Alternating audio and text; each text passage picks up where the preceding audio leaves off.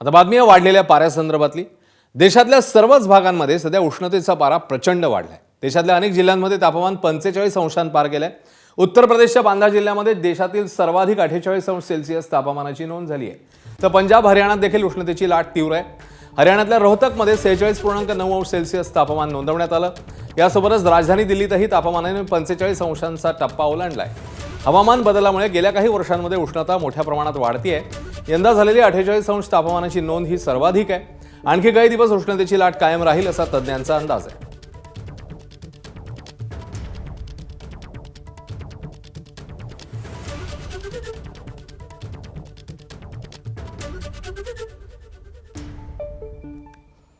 तर देशभरात उष्णतेची लाट असतानाही राज्यात देखील तसंच चित्र आहे। विदर्भात तापमानाचा पारा 46 अंशांच्या पार गेलाय।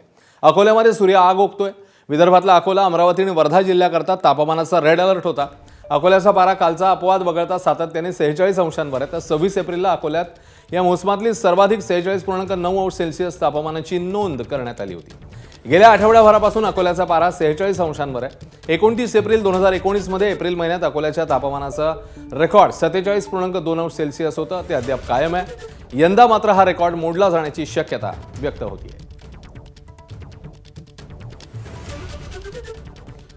तर अकोल्यातल्या रेड अलर्टच्या पार्श्वभूमीवर आरोग्य विभाग अलर्ट मोडवर आहे। अकोल्यात तापमानाचा पारा हा वाढतोय आणि 564 लोक या वाढत्या तापमानामुळे बाधित झाल्याची माहिती आहे। यातले 9 रुग्ण उष्माघाताचे आहेत अशी माहिती समोर येते आहे। अकोल्यात आतापर्यंत उष्माघातामुळे दोघांचा मृत्यू झालाय। सध्याच्या रेड अलर्टच्या पार्श्वभूमीवर आरोग्य विभाग सतर्क आहे।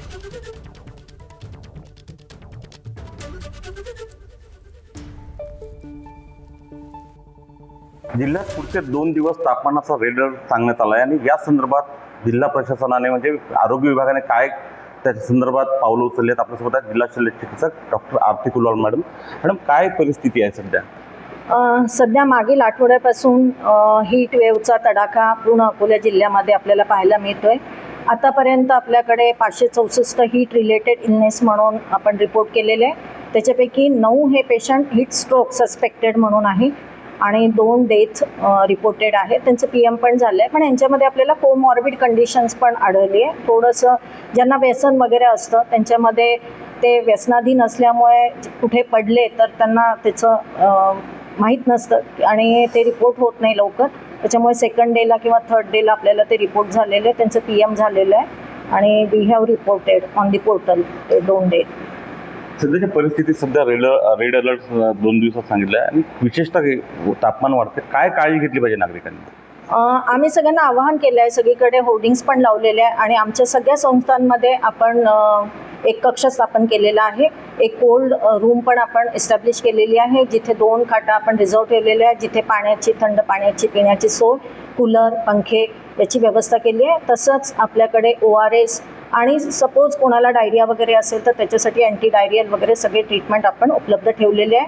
आणि आम्ही सगळ्यांना आवाहन करतो आहे, आपल्या रुग्णालयात जे पण लोक येतात नातेवाईक त्यांच्यासाठी शेडची व्यवस्था, ग्रीन शेड टेम्पररी आपलं, आणि पाणपोई आम्ही आवाहन पण केलं आहे। काही NGOंनी पाणपोईसुद्धा उपलब्ध करून दिलेले आहे आणि 12 ते 4 शक्यतोवर आपण उन्हाच्या बाहेर निघू नये आणि जर फारच अर्जंट आहे तर आपले सुती कपडे आणि आपला दुपट्टा, रुमाल याचा वापर करावा। थंड हवेशीर आपण कसं मॅक्झिमम वेळेस राहू शकू याचं परिपूर्ण आपण त्याचे प्रयत्न करावे असे जिल्हा प्रशासनाच्या वतीने आणि आरोग्य विभागाच्या वतीने आम्ही दैनंदिन आवाहन करत आहोत। तिकडे अमरावतीमध्ये तापमान गेल्या 4 ते 5 दिवसांपासून 46च्या वर आहे। काल देखील तापमान 46.4 अंश सेल्सिअस होतं। आज उष्णतेचा रेड अलर्ट आहे। या वाढत्या तापमानामुळे नागरिकांनी घराच्या बाहेर फिरणं त्यांना देखील असह्य होतं। अमरावती शहरातील हजारो नागरिक मालटेकडीच्या जॉगिंग ट्रॅकवर फिरायला येत असतात। मात्र या ट्रॅकवर आता महानगरपालिकेच्या वतीने पाण्याचे फॉगर्स लावण्यात आले आहेत। यामुळे परिसरात थंडावा निर्माण होतो। तर ट्रॅकवर फिरल्यानंतर घामाने ओलचिंब झालेल्या नागरिकांना जणू थंड हवेच्या ठिकाणी आल्याचा अनुभव यामुळे येतोय।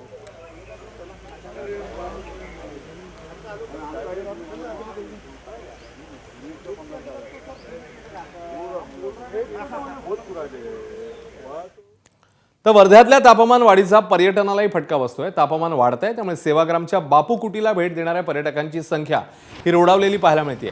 सध्या शाळांना सुट्टी आहे तरीही पर्यटकांची संख्या कमी झालेली दिसते। गेल्या 2 दिवसापासून वर्ध्यात 46.5 अंश सेल्सिअस तापमानाची नोंद करण्यात आली आहे।